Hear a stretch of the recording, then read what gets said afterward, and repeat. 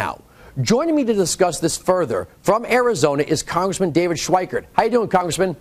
Hi there, Andrew. And that was actually a brilliant sort of explanation of the silliness that goes on. Well, thank you very much. Well, you see these people that self-elevate themselves to intellectual. They join a group of people for conversation that engage in the Mutual Admiration Society. Yeah. Then they look at everybody else as too stupid for their own good. And you see this in progressives, especially in people like Obama.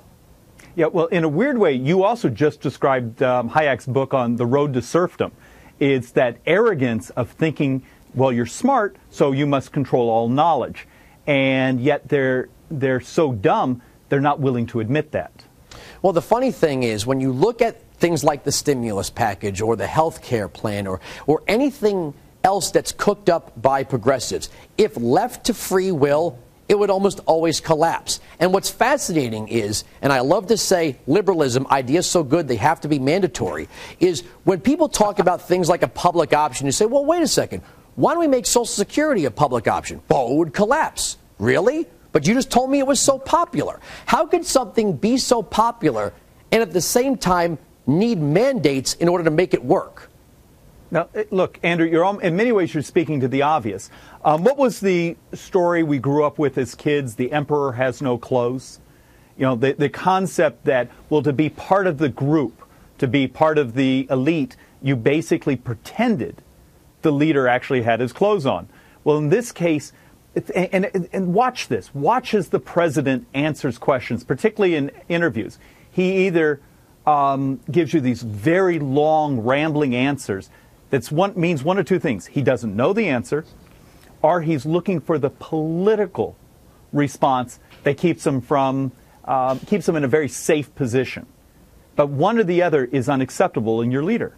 Well, one of the funny things is when you ask some of these people to explain where they get their ideas from, how they're going to work, what makes them think it's going to work, they don't have time to explain it to you and I because we simply wouldn't get it. And the funny thing, I forgot who referred to it as the intellectual stutter, but when he does that thing, it's because he's trying to slow his brain down to that of a mere mortal. Well, but take a step backwards. Let's actually take even a step away from the president and go back to the 2008 race. How many people voted for this president because they were, in many ways, putting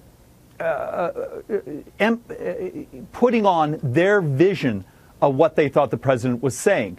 I have some neighbors that have a Obama yard sign up. They are hard left. They actually believe that's where the president's ideology is. I have a relative who thinks the president is some sort of Democrat moderate. When you run a race on hope and change, people got to see in the president what they wanted to see. But now that same left has to deal with reality. Their Keynesian version of the stimulus didn't work. We're now seeing the actual data coming out from the president's healthcare takeover, and the numbers are horrible. The left-wing fantasy that this president sold is falling apart.